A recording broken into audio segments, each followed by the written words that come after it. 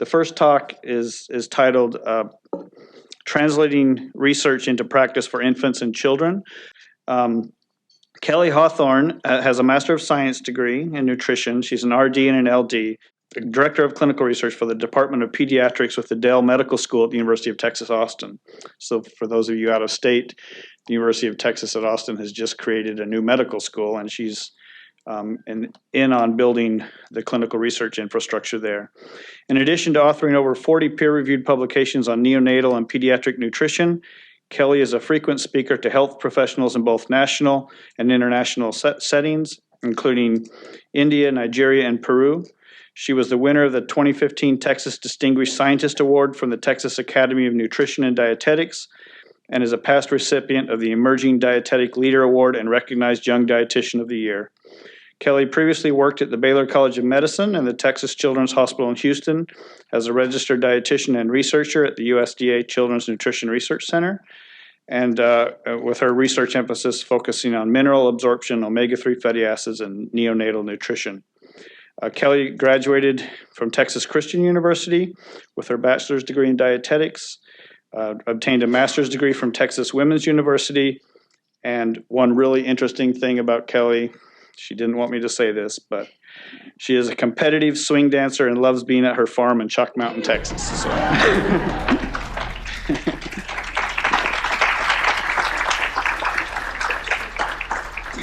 Excited to be our first speaker today, and I hope I get us in this great mindset to kick off the morning. But I'm not just going to talk about translating research into practice for infants and children. It's really the difficulties of doing that thing, and that often what happened between design and development really just falls apart. So what happens in the research situation doesn't always make it very well into that practical clinical situation, and as healthcare professionals, that's part of our job, is to make this transition a lot better so that we have a much better wheel and we don't have to reinvent things every time. So here are my disclosures. So I'm happy to be here by the Texas Beef Council, some other ones listed there, including that I'm also an owner of a cattle ranch in Chalk Mountain, Texas, and my family has been farming and raising cattle for 5 generations in this area of Texas, and then in Mississippi and South Carolina before that too. So I have great pride in that heritage as well, even though when I was a little girl growing up on the farm, well, I didn't grow up on the farm, we grew up in town, and Grandma and Grandpa still lived on the farm. And so when we would go visit them, Grandpa would never even let me go milk the cow because that was not a girl's job. So I wasn't even allowed to do that. I got to make biscuits in the house with Grandma, which was great too. And I'm a great biscuit maker. But it's wonderful to see now so many women involved in the cattle industry, and I think that can only be a blessing as well. So that's part of my personal history, and wanted to let you guys know that. Also, I'm very proud to have worked at Texas Children's Hospital for 15 years as a neonatal dietitian there, and also a researcher. If you don't know, Texas Children's has the largest neonatal ICU in the country with a capacity up to 175 beds. So it is like a hospital within a hospital, honestly, that we have there. And we're a large referral hospital. I say we because I've only been gone for about a year and a half, so it's still home to me in Houston there. But a large referral hospital, so we would get very complicated patients, multiples where we would have moms delivering, 7 babies, so what do you do with that? But it's a great opportunity and experience to learn through that. And that also opened the doors to where I am now at UT in Austin at their brand new Dell Medical School, which the buildings are still being built. We have our first class of med students that are in classes learning while we're actually still having saws and hammering going on outside down the hallway. So they have that extra challenge as well in their learning career. But it's exciting to be part of. It's basically, I'll think of it as the startup that cannot fail. So we're a startup with this brand new medical school, but it's backed by UT. So we're going to do all right. But it's exciting to be on that ground floor and being able to help develop and direct pediatric nutrition research programs, which I think could be very, very opportunistic for the future. So the other thing that I'm super super excited about to be the first speaker is that I get to use the words building blocks and essential amino acids for the first time today. So I've claimed that stake in the ground. But that's why we're here today, is to talk about protein. And of course, I can't talk about protein without also talking about, at least, I won't mention it, but just a couple times, but in talking about infants and children, iron and zinc are so critically important for infant and children growth and development. And those are so wonderfully linked because most protein sources are also great iron and zinc sources. So as we talk about protein, I always have in the back of my mind, and iron and zinc for babies, so it's always great to remember that we don't eat nutrients, we eat food. And so it's great because we are able to include a lot of those nutrients, but we get so many more benefits than just what each individual nutrient has for us. So we'll talk a little bit about infants first. So how much protein do infants need? Well, there's a lot of evidence, and there's still a lot of controversy about how much do infants need. I have put very broad ranges here, starting from preterm and term babies of what they need, and some references there. And since this isn't our main focus for today, but we could talk about this for a full hour, really too. But how much protein babies need is still something that's being considered, and so we do have pretty good ideas about the amounts that babies need. But even still, that's controversial. And then I also get to be the first one to talk about any kind of recommendation levels of what those are. So dietary reference intakes are what we have in the United States. And just to refresh our memories and get us going in case the coffee hasn't kicked in yet, we have those terms there and then what the uses are. So the Institute of Medicine sets an EAR, estimated average requirement. This is going to meet the needs of about 50% of the population. So this is what you would use to describe if you say, this many, 40% of third graders don't get enough protein or something like that. Then that's the number that you have to compare that to, is to take your average intake that those third graders eat and compare it to this number. And so that's how we know that you're making those estimations appropriately. The RDA is the recommended dietary allowance, and this is 2 standard deviations above the EAR, and this is what you would set for individuals. So if you take that one individual third grader and you're trying to see, does this individual meet their needs, then you're going to compare it to the RDA. Adequate intake levels are set when there's not enough scientific evidence to set an EAR. So you kind of put in an AI as a placeholder until we learn more. Tolerable upper intake levels. Sometimes people get confused and they think, well, this should be the goal.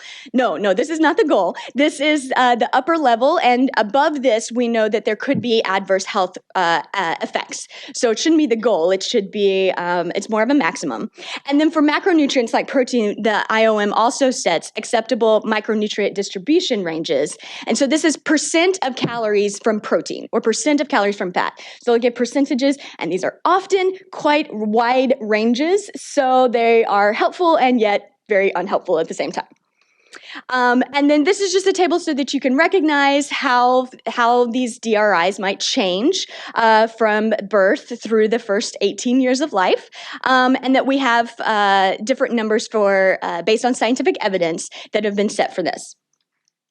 The WHO and the World Health Organization and the Food and Agricultural Organization also have global standards as well. So they have those set for infants birth to 6 months, and then also for boys and girls up to 18 years as well. So there's all kinds of references that we can use. But again, we're here to talk about translating that research into clinical practice. So I also like to go back and think, okay, but where did those numbers come from? And specifically for children, where did they come from? Well, they came from maintenance protein requirements, and for 13-year-olds and less, down to 1-year-olds and birth, those were mostly nitrogen balance studies, but they were mostly done in boys. They were mostly in small sample sizes from about 20 kids or so in each study, so pretty small. And then with all kinds of heterogeneity of protein intakes and protein quality in those diets. And then for kids 13 to 18 years old, it was basically assumed that their maintenance requirements would be the same as adults, even though we know that going through growth and puberty and adolescence, it would be definitely very different. It's also based on protein deposition from body composition analysis. Well, but they haven't actually done body composition analysis in children to be able to create the DRIs from this. So it's basically extrapolated from adult data. And then also efficiency of protein utilization is what the DRIs are based on. And again, these are based on adult data and just extrapolated down to the ages of kids and their weights and sizes. So, so while we do have those numbers, I think we could all agree that there's probably some flexibility in those numbers, and especially when we're looking at individuals. So we know kind of how much protein kids need, but what type of protein they need is even more murky waters. There's much less evidence about this. Most of the recommendations only refer to the absolute protein intake and definitely don't take into consideration quality of protein or beyond that amino acid level contents as well. So that can be very, very important when you're looking at newborns who don't have very much variability in their intake at all. They're just starting to eat solid foods, which we'll get to in a moment, but type of protein can be very, very important.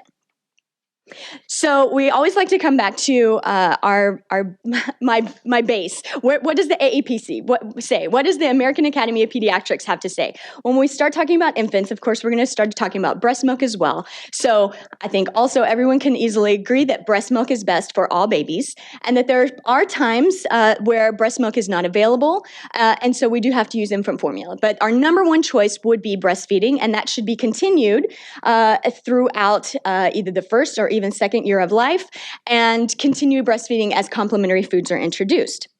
The CDC has put out what they call their Healthy People report cards. And so we can see how well do moms in the US breastfeed their babies? How long do they do that? How well are we meeting some of these goals? And so you can see here too that our 2010 target was that 75% of all newborns born in America would receive any breastfeeding at all.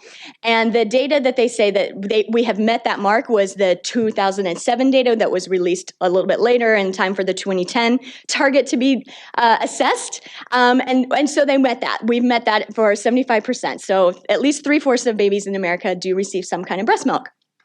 Our 2020 goal is about 82%. So we're going to have to crank it up if we're going to meet that by 22. And then we've got other numbers there you can find too for babies receiving breast milk for up to 6 months. And for a year, we didn't even meet the 2010 goals. So we're going to have even more work to do in order to make any kind of 2020 goals. Now, protein follows a lot of other nutrients in breast milk in that over the course of lactation, it declines. So right after birth, protein content, again, iron and zinc, they're a little bit higher so in breast milk, and then they decline in their content, which is fine. That's the natural thing that happens. And then because it's going to be time for us to introduce solids. And so babies are going to get protein and other minerals and other nutrients from complementary foods, and they won't need everything from breast milk anymore. But you can imagine here, so it occurs in term babies, moms of term babies, as well as preterm babies. But you can imagine if I were to lay a slide of what infant formula looks like. Well, infant formula is static. It's not changing. It's the same can on this day of life 1 as day of life 6 months. So it's static. So you can imagine what some of the differences in outcomes might be of those babies too. So we're feeding babies a little bit differently. Again, recognizing breast milk would be best, but always there are times when moms may not have breast milk. And then when you talk about what are the proteins in breast milk, we talk about whey and casein ratios. You can see in the table there that, again, just like protein and other nutrients, the protein content of human milk changes from the very first milk that is coming out of the colostrum versus in the first couple of weeks. So you can see that the whey casein ratios are changing even to later in lactation. And then compare that to bovine milk, which infant formula is made out of. So the formula companies actually add more whey to their product to make it mimic more like the whey casein ratios of human milk. And why this is important is because for babies, whey molecules are smaller and they're more easily digested, and so it's more easily tolerated and bioavailable, and therefore absorbed by the baby. So that's why at least having a whey casein ratio similar to breast milk is important. And then this is just to show you again how confusing it can be for parents. This is a list of general formulas, the major brands, and how it can be different just based on whey casein ratios alone, from more casein predominant on the left to 100% whey on the right, and how many choices there are available to pediatricians to try to figure out, for moms to try to figure out, for grandmas to try to advise moms to figure out. So there can be a lot of confusion about this, and it's our role as healthcare professionals to translate the research behind it into helping families make the best choices possible. So part of that is to try to figure out, well, how would we pick the marker to show that the baby's doing the best? What's the standard to compare protein for infants? So we've just talked about whey casein ratios and how it's different between infant formula and human milk, but that's not necessarily what's the most complete answer. Because even with that, the amino acid compositions of those products can be different. So it's not just the whey casein ratios, it's the amino acids after that. Well, just because you put amino acids in a certain way into two babies, one who's getting them from breast milk and one who's getting them from cow's milk, those are digested and absorbed differently. So the plasma amino acid levels in their blood is different based on those things. So what I always like to look at is not just we don't want to just mimic what is in human milk and put that in formula. What we need to do is mimic what functional outcomes, how does the baby act and respond and grow and have neurocognitive development, all of that, and let's make that outcomes the same in the baby. And however, what we need to put in the recipe, okay, we'll figure that out and it'll be different, but let's have the same outcomes as what the outcomes of the breastfed baby are. And so that's what I think we should be more looking at when we look at what's that standard of what type of quality of protein and then how much protein. That might be different because we want to look at what the functional outcomes are in the children. So we do have lots of great studies about breastfeeding and how it decreases risk of childhood obesity later on. There's been several big meta-analyses, and then even a large multi-center European trial with 15,000 children. It's a very large trial, all showing that breastfeeding is protective against childhood obesity later on. So we're definitely doing something right with that.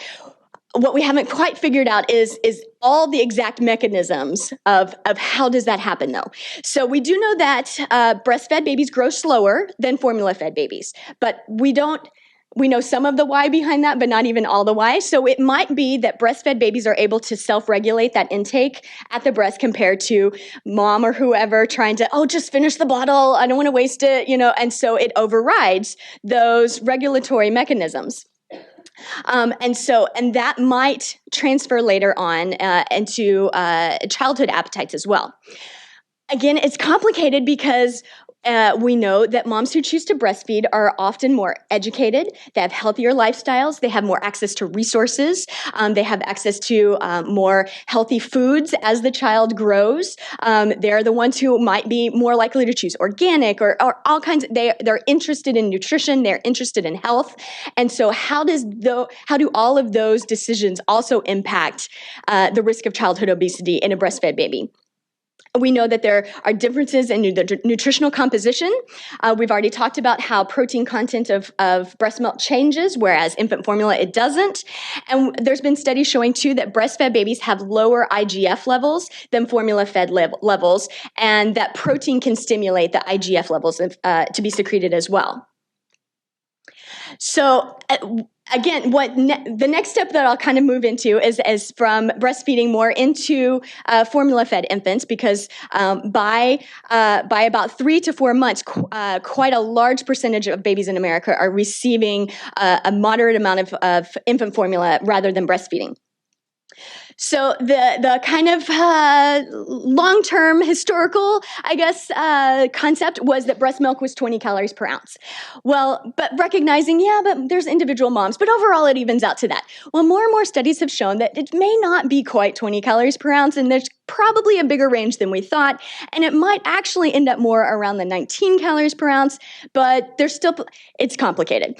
And Facebook status, right? It's complicated. But a new formula company, well, a formula company came out with a new product, and pediatric dietitians and pediatricians in the room may be more familiar with this, but Similac Advanced came out with a 19 calorie per ounce formula. It also had lower protein content than the standard infant formulas on the market, that were 20 and higher protein.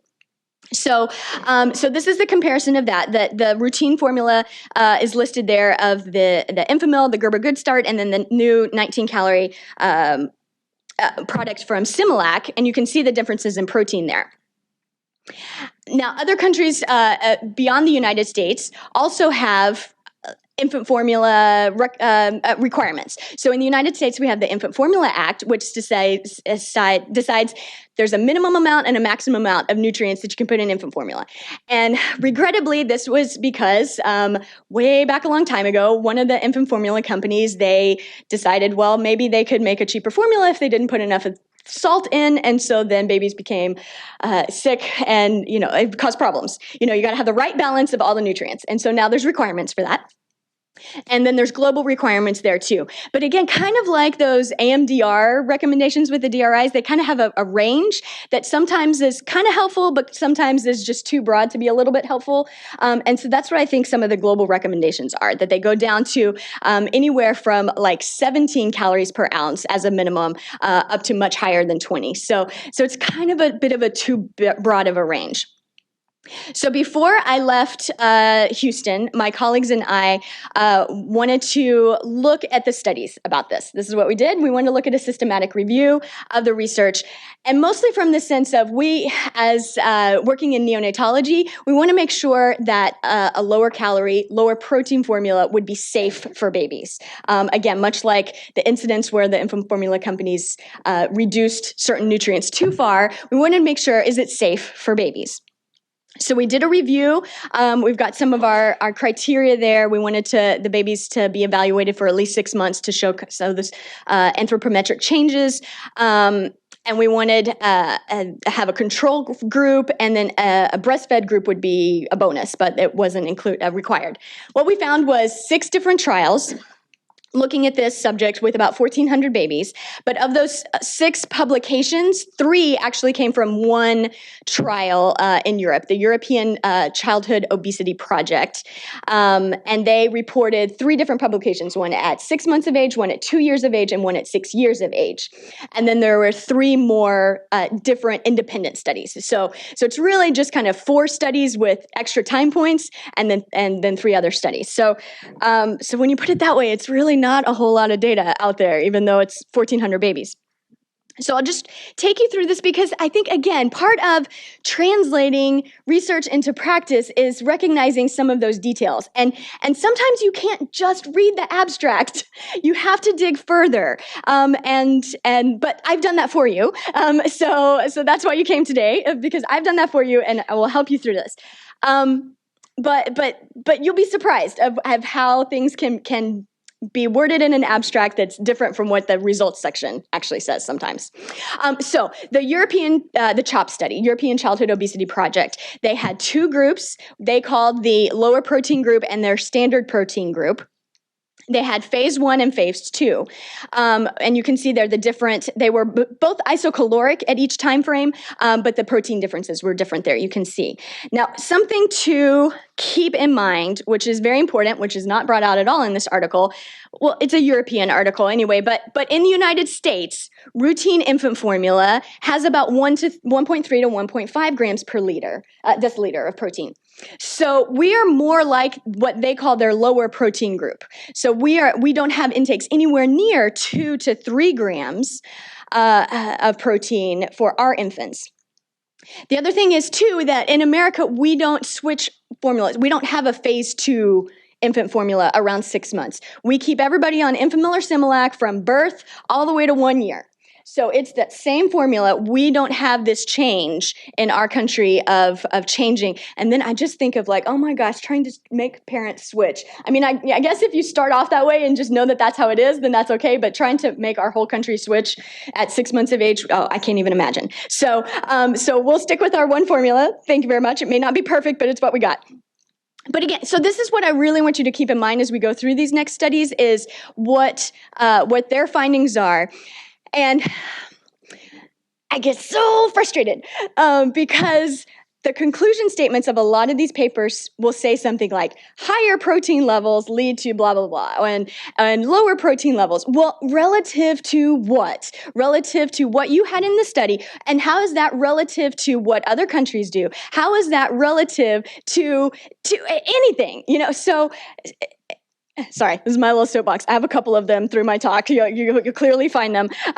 But it's important for us to not just don't just be lazy. I think that's the important thing. Don't be lazy just to say, well, higher protein, lower protein, blah, blah, blah. Let's be more specific about it. Okay, so at the 3 time points, we've got 6 months of age. They didn't find anything. There was a trend, but it wasn't even powered for that, so there was no difference at all. So no difference.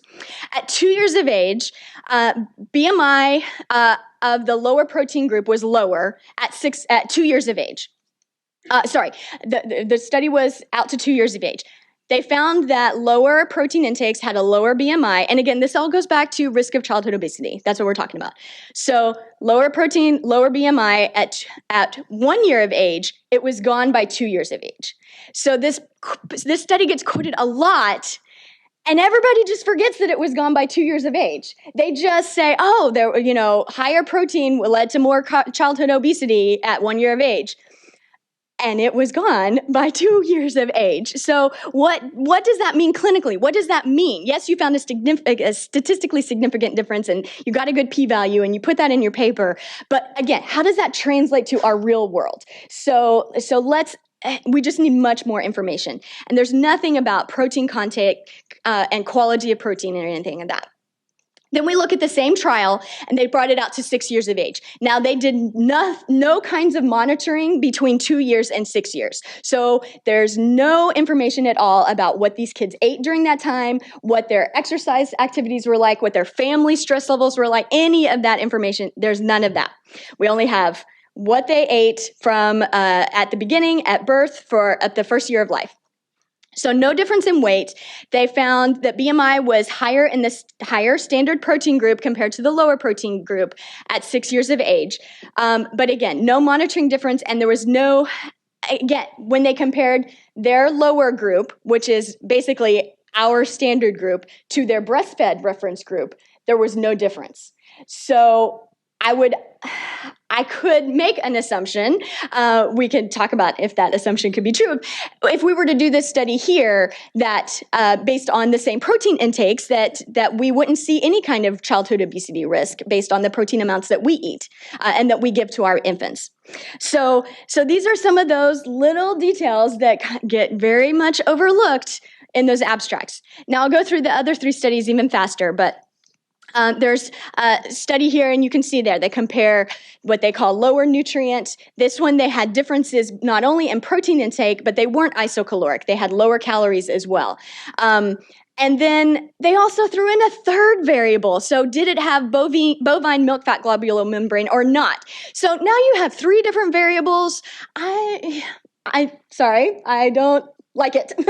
I just don't like it. And still they found no differences in growth. Similar for the study in Chile, no differences in growth, even though they had dramatic protein difference, isocaloric. But again, they threw in this other variable as well. Did it have probiotics or not? So what can you tell is impacting growth and those functional outcomes in the babies? Is it protein? Is it probiotics? Is it this other thing? And then there was this older study that we found before all of this mess came along, and they had 3 different groups, 2 different lower protein intake groups, the lowest one being, again, more that's in line with what infant formulas in the United States are, and again, found no differences in growth. So it's very frustrating to me when they go back to that one paper that had higher BMI at 1 year of age, but was gone by 2 years of age. And I can tell you, I have seen over and over and over again that paper quoted in further down the road reviews saying higher protein intakes lead to childhood obesity, where I can go back and show you the data that says that is not the case. Let's pay attention to what the data actually says instead of just reading a review and being a little bit lazy about it. So I'm here to help you not be so lazy. Okay, so so here are our take-home messages, which I've kind of beat to death a little bit. So we'll just move on from that. But even further than that, we'll talk about more about childhood obesity. So beyond just what babies eat in that first 6 to 9 to 12 months of age. So there was a study from Iceland showing an association between high intake of protein in infancy, leading to rapid growth in the first year of life.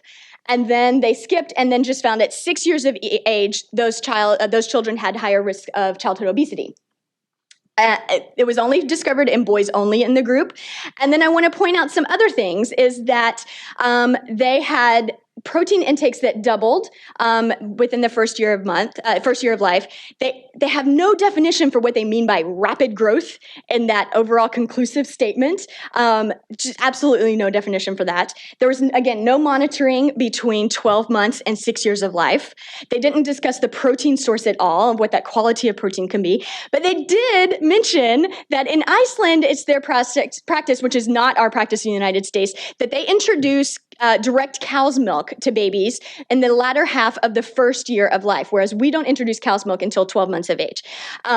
So it could be then that the babies, that definitely we're getting more cow's milk and less infant formula. So again, we have all kinds of different variables. We have all different kinds of questions about infant protein intakes, quality of intakes, that I again see this quoted as higher protein levels led to higher obesity. Okay, yeah, but you had a whole lot of messy stuff over here that you didn't deal with. I'm sorry. So no study is perfect, but I think they could have done better than this. There are some other studies that look more specifically, they're able to tease out what kind of protein it was. So there are some studies looking at dairy protein that may be associated with higher IGF-1 secretion and increased height. They haven't found increased obesity, they found increased height, linear growth. And then earlier this year, I mean, as if it's not confusing enough, we have a systematic review of systematic reviews of this project, of this, so they looked at 40 reviews. But of course, a lot of the science is overlapping, and they didn't account for how many times the study was included in the reviews and the weight of that. So they didn't really include that. They thought that lowering protein content of infant formulas could be a promising intervention to reduce childhood obesity. But again, that was based on most of those studies that I just told you about that really doesn't have the evidence there, I think. And then it also says, it just is, because it also says there's inconsistent evidence of an association between higher protein intakes and childhood obesity. So it's inconsistent. I swear, people just want to say inconsistent instead of saying there is no evidence. So that's our little scientific lingo, and again, has led to one of my soapboxes. So, there's only one systematic review that looks at complementary foods, those introductory starting solids. That's what we mean by complementary foods, and obesity risk. And what they found is that there's no association. So they still can't find that what we feed babies starting solids has a direct link to childhood obesity at all. We just can't make that kind of step. I'm not saying it's not there. I'm saying the research isn't there to show it. So until we see the research to show it, then we can't say it. So, and luckily the AAP and ESPGHAN, the European Society as well, they at least have some people on their boards that are researchers and scientists themselves, and they both say there's not enough evidence to say this. Right now there's not a link between complementary foods, between protein intakes in infancy and childhood obesity. So I don't think this means that it's put to rest at all, but I think I'm very glad that these organizations at least can take this step and say that available evidence is not persuasive. So to move on to starting solids, again, are those two great organizations, AAP and WHO, PAHO. They have lots of great recommendations about starting solids, that there's really no differences between starting vegetables first, and it just has to be green beans or sweet potatoes, or you don't want to start fruits first because they're too sweet. There is absolutely no data on that. And the AAP recognizes that. And the WHO goes even further to say that meat, poultry, fish, or eggs should be eaten daily, starting at 6 months of age, and that vegetarian diets in this age group cannot meet their nutrient requirements unless they are consuming fortified products or supplements. So vegetarian diets alone cannot meet that. So I want to share this information from the FIT study, Feeding Infants and Toddlers study, of what do 7 to 11 months old eat. I know you have been waiting for a week to find out, what do 7 to 11 month olds eat? But this is my life, of course. So 7 to 8 months are in blue, 9 to 11 months are in red there. And not surprisingly, 80% of 7 to 8 months old, they start on infant cereal. That's what they start with. That's what we start with in America. And then about 60% of infants get vegetables and fruits. And then you can see meats there as well. It's very alarming too that less than 10% of infants and toddlers eat a dark green leafy vegetable in a day. Less than 10% do that. But what is even more disturbing to me than that is that 50% of 7 to 11-year-olds eat a dessert every single day. Soapbox. I'm so sorry. This now in the 7 to 8 months old, this is often teething biscuits and arrowroot cookies, but I would argue that these are gateway cookies. Absolutely. And by the time they're 12 months old, they're eating vanilla wafers and Oreos and chocolate chip cookies, and then it goes on from there. So we have to get a handle on this. And again, let's talk about maybe the link between these two foods and childhood obesity. Maybe. Sorry, but let's go back to meat. We'll go back to meat and protein, and you can see they're kind of the distribution. Most 9-month-olds are getting some kind of they're getting more non-baby food meats. So they're not really, only like less than 5% of babies in their first year of life get baby food meat. Most of them are getting like table food, baby food, that mom grinds up and purees or something like that. The other large protein source is cheese and yogurt in these kids' diets, and then mixed food dishes as well. So, and then of the meat products, then what kind of meats are they eating? Well, most of them do eat, the 9-month-old to 11-month-olds are eating mostly chicken and turkey. And then it's kind of split between beef and hot dogs at that point. But the research also shows from NHANES and the FIT study that by 12 months of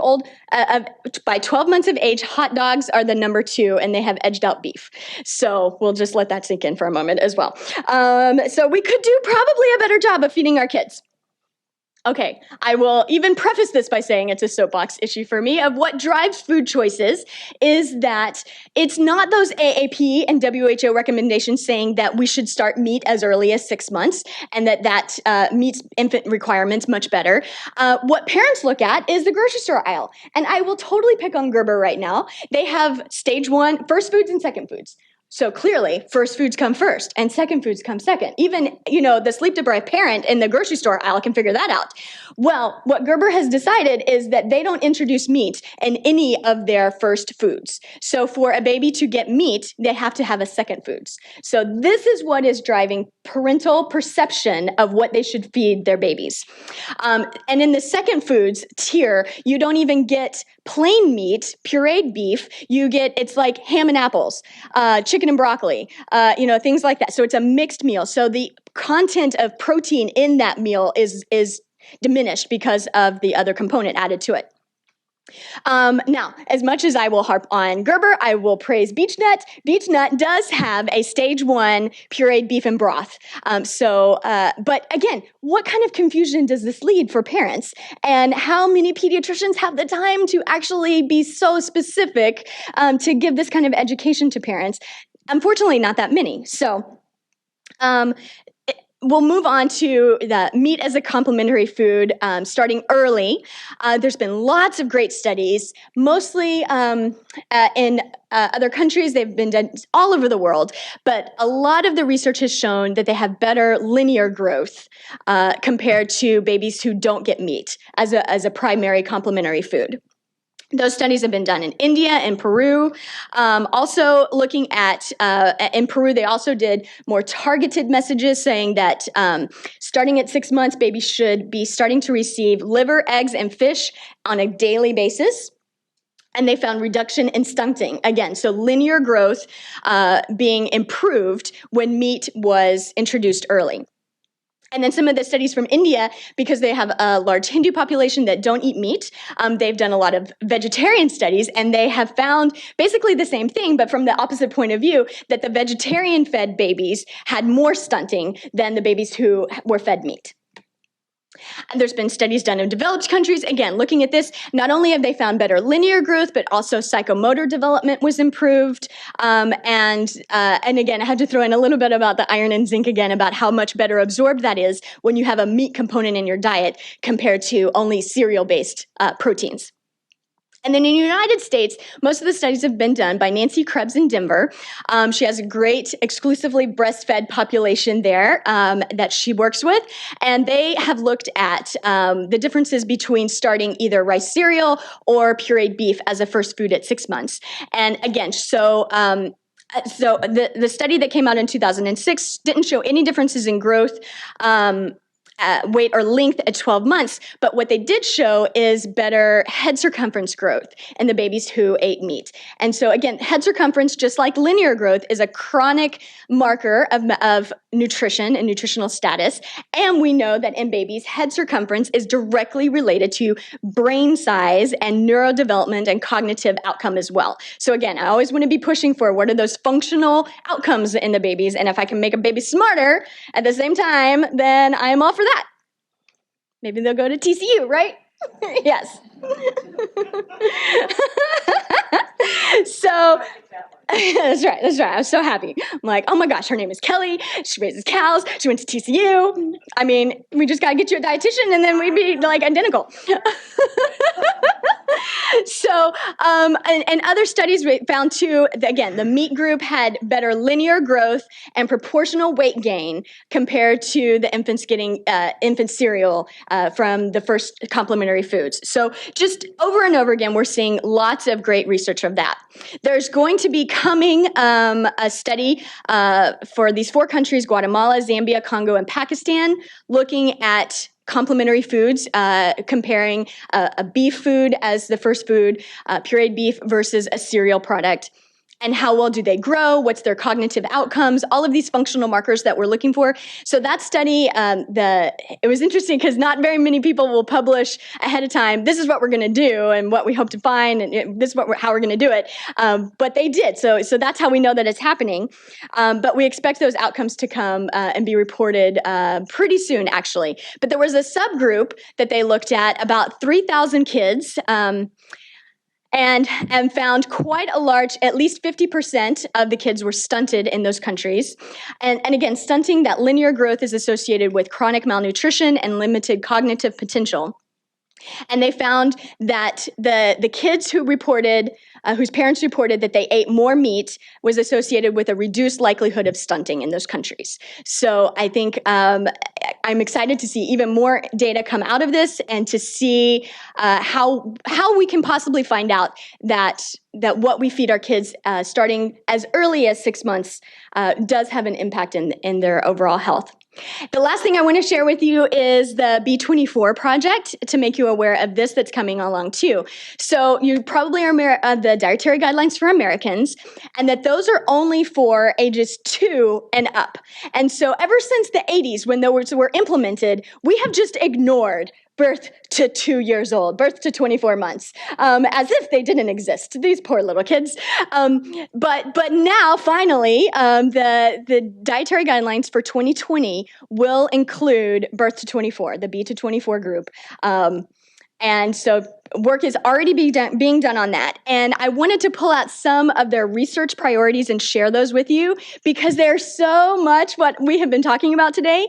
They are hoping to get data and evaluate the impact of differences in protein intake in infants in the first 12 months of life and how those have functional outcomes in growth, cognition, and IGF-1 levels, relationships between complementary foods and risk of childhood obesity later, and optimal distribution of energy and protein macronutrients from complementary foods and how those promote favorable growth and may prevent overweight and obesity in childhood. So I am right there. When I saw those, I thought, okay, they've got some people on this committee who get it. And I'm really excited to see. And that will just be a few short years before we have some of this information.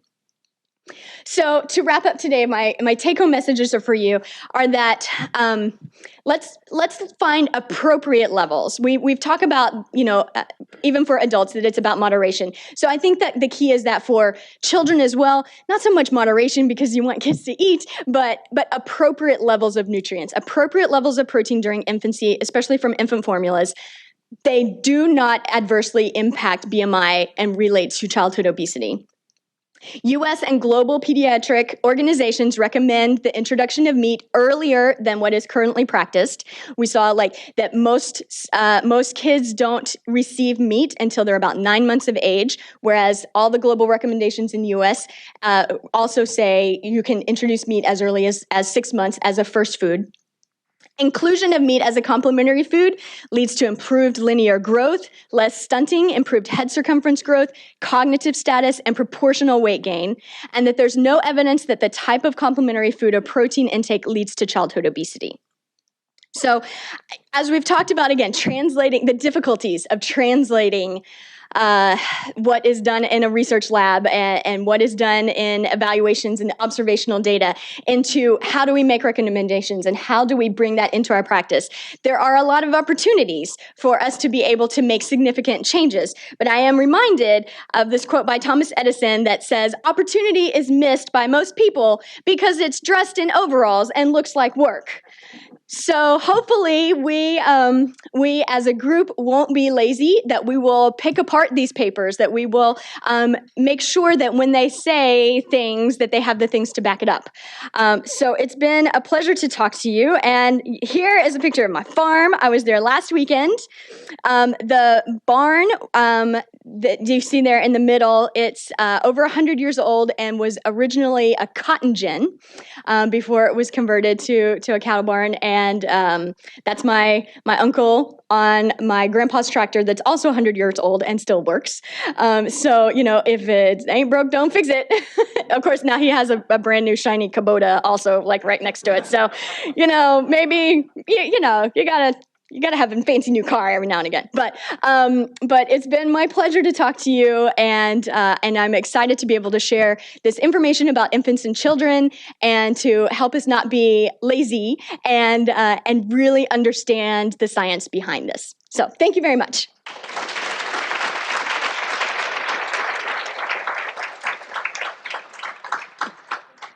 Hi, my name is Blair. I'm actually one of the dietitians here at UTMB in the organ transplant department.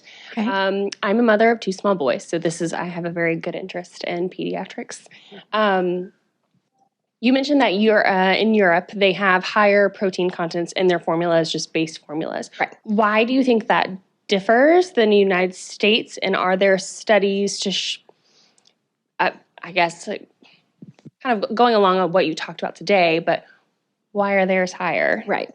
So part of that is because it does go back a long time.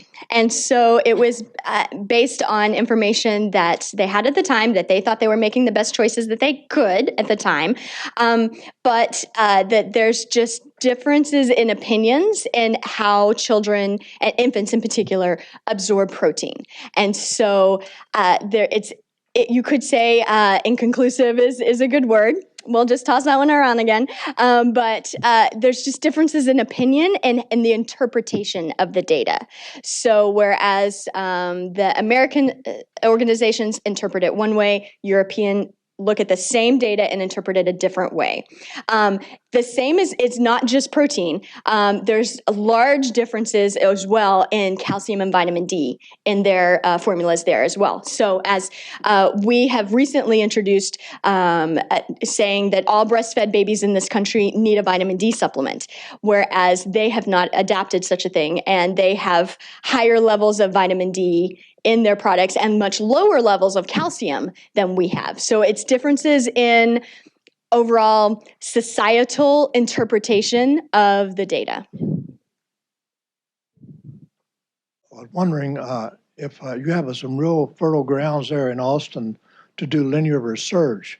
Have y'all thought about or have plans or maybe started already a linear study between, say, the babies born at the community health clinics as compared to St. David's and maybe some of the other private hospitals?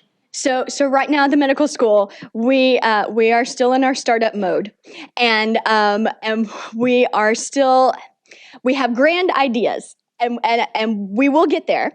But right now we are still in the role of trying to implement some policies and just kind of getting our feet wet with that kind of stuff. So today we're at that kind of level, but we do have ideas to do exactly what you're talking about. And we're fortunate at the new medical school in that there has for about 10 years already been a pediatric research building on campus that's right across the street from the Children's Hospital, north of UT campus. So as the Department of Pediatrics, we're a little bit ahead of the game compared to women's health and surgery and internal medicine, in that we already have some of that infrastructure in place, but we are definitely moving ahead and towards exactly what you're talking about. Okay. Second question is, you mentioned the USDA there. The last several years, they've had a recommendation that not to eat more than 3 red meats a week. And have you any concern that introducing more protein at the infant age has anything to do with our taste for beef and red meats? So what I can tell you about taste preferences in young children when it comes to beef is that they have very high acceptability of beef products. So that's what a lot of moms claim to be as the barrier to introducing beef earlier than what they do now is about 9 months, is that, well, I don't think that they're going to like it, or everybody does cereal first. Everybody does it. So those are the two barriers, is that they cereal has always been done, and they don't think the kids are going to like the beef because just historically that's what they've heard. But when you look at the data, when you look especially at Nancy Krebs' data out of Denver, who specifically reported on acceptability by the babies, that they just gobbled it up just fine. I'm going to leave the other concerns about dietary guidelines for other speakers, because we have all day, and I don't want to take all the thunder. So,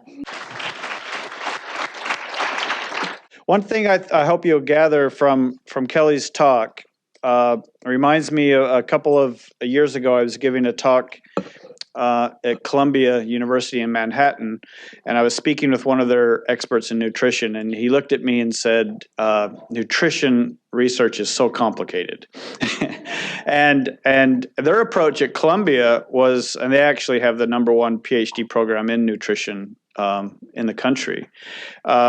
Their approach was to go more basic science, to do more cell and molecular biology, and to really eliminate all these variables that are common in human nutrition. So I was very pleased when Dr. Callender was very supportive of a new nutrition department at UTMB, because I think you can see from the research that she presented, it's really, really critical to design proper scientific studies to look at nutrition questions.